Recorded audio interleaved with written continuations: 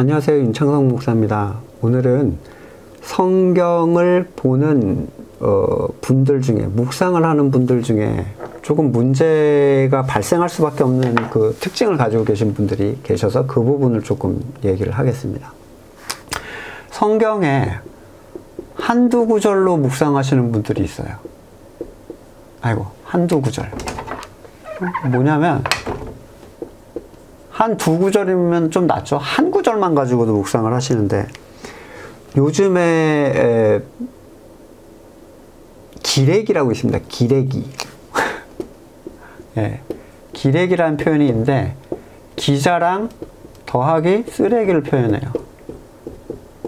왜 이런 불명예스러운, 무슨 마치 목사가 먹사로 불리는 것처럼 불명예스러운 이름을 가지고 있는데 왜 그럴까요? 누군가 얘기를 합니다. 그러면 그 한 문장을, 앞뒤를 다 끊고 그 한 문장을 가지고 전혀 엉뚱한 소리를 막 해대요. 확인도 해보지 않고, 또는 확인을 했지만 자기가 의도적으로 왜곡해야 되겠다는 의지를 가지고 엉뚱한 소리를 막 해대는 거예요. 네, 기레기. 기자 더하기 쓰레기죠. 목사도 마찬가지죠. 한 구절을 가지고 자기가 원하는 방향의 얘기를 할 수 있습니다. 무엇을 추구하든지 자기가 원하는 방향의 얘기를 할 수 있어요. 그러니까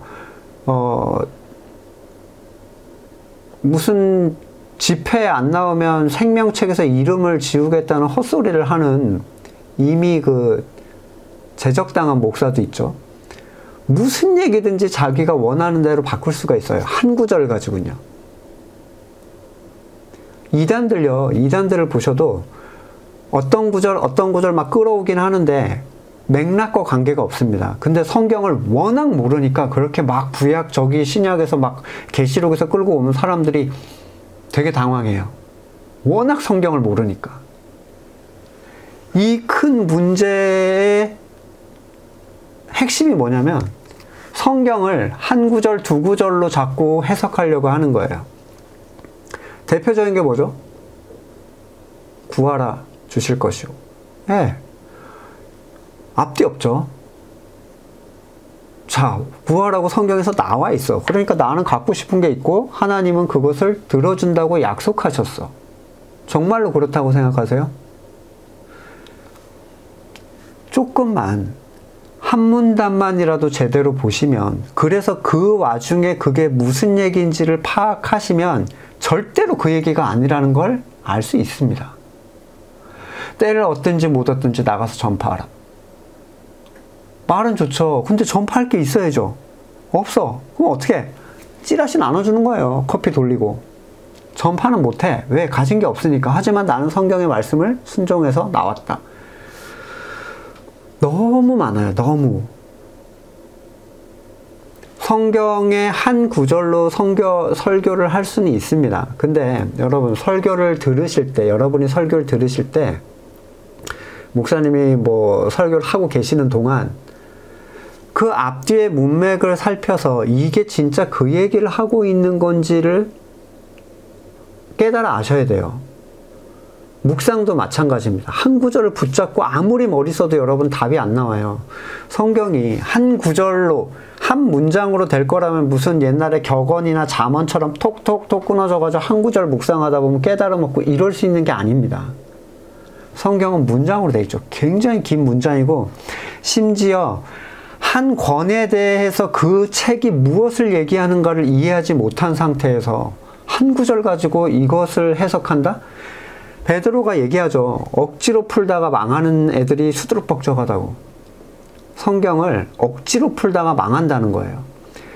왜 억지로 푸냐면 연결이 없어요. 앞 뒤에 분명히 이 문장에 대한 핵심적인 사항을 이해할 수 있도록 도와놨는데 이걸 다 제껴요. 주변을 다 제거하고, 자, 요거에 대해서 이렇게 설명하는 거라고 기레기 같은 소리를 하는 겁니다. 그러니까 기복주의 같은 게 나오는 거예요. 그냥 번영주의, 기복주의, 율법주의. 대표적인 게 뭐죠? 로마서 3장 제일 끝절에 보시면 율법을 폐하느냐? 아니다. 더욱 굳세게 지킬 것이다. 이렇게 표현해 놨어요. 로마서 3장 제일 끝절에 보시면 그렇게 되어 있는데, 로마서 전체가 얘기하는 게 뭐죠? 3장 31절인데, 자, 우리가 믿음으로 말미암아 율법을 파기하느냐? 그럴 수 없느니라. 도리어 율법을 굳게 세우느니라. 근데 로마서가 전체가 뭘 얘기하냐면, 사람이 행위로 절대로 의를 쌓을 수 없다는 얘기를 하고 있어요. 그래서 유대인들의 실패, 율법을 의지했던 유대인들의 실패를 계속 얘기합니다. 근데 3장 31절에 그거 하나가 딱 나왔어요. 그랬더니 목사님들이, 어떤 행위를 중요하게 생각하는 목사님들은 이거 보라고, 더욱 굳세게 지키라고 했다. 그러면 로마서 전체가 얘기하는 건 무시되는 거잖아요. 그럼 이 의미를 기레기처럼 그냥 해석한 거예요.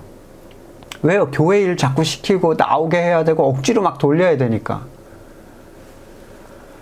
절대로 성경을 한두 구절만 가지고 묵상하면 안 됩니다. 최소한 문단, 나아가서 장, 더 나아가서 권, 뭐 로마서면 로마서가 뭘 얘기하는 책인지, 예? 빌립보서는 뭘 얘기하고 있었는지, 신약, 구약, 이 총합적인 내용이 로부터 나온 가지들이잖아요. 그렇죠? 성경의 중심에 기둥에서 이렇게 큰 기둥이 나오면, 신약과 구약이 나오면 거기서 조그만 서신서라든가 예언서라든가 이런 게 나오는 거예요. 그 중에 장이 나오고 그 중에 하나의 이파리에 절이 있어. 근데 그 이파리를 뚝 따다가 이렇게 들여다보면서 묵상을 한다. 그러면 나무를 알 수가 있나? 모르죠. 절대로 그렇게 하지 마십시오. 요즘에 나오는 공과책들이 엉망이에요. 총회 공과책을 저는 정말 싫어합니다. 대한예수교 장로회 총회, 예, 저는 뭐 통합측에 있었는데 그냥 완전 사람의 교훈으로 만들어 놓고 오히려 복음에 반하는 얘기들도 막 써놔요. 한두 구절만 붙잡고 묵상하지 마시고 반드시 성경을 앞뒤로 길게 읽어보세요. 그 한두 구절에 대한 분명한 의미가 무엇인지를 그래서 발견을 못하시면 여러분 자꾸 결론을 뽑아내려고 하지 말고 넘기시면 됩니다. 무슨 얘기인지 모르겠다 이렇게 억지로 풀다가 망하는 경우가 수두룩벅적하기 때문이에요. 하나님 안에서 참된 묵상을 할 수 있는 여러분들 되시길 소망합니다. 다음 시간에 뵙겠습니다.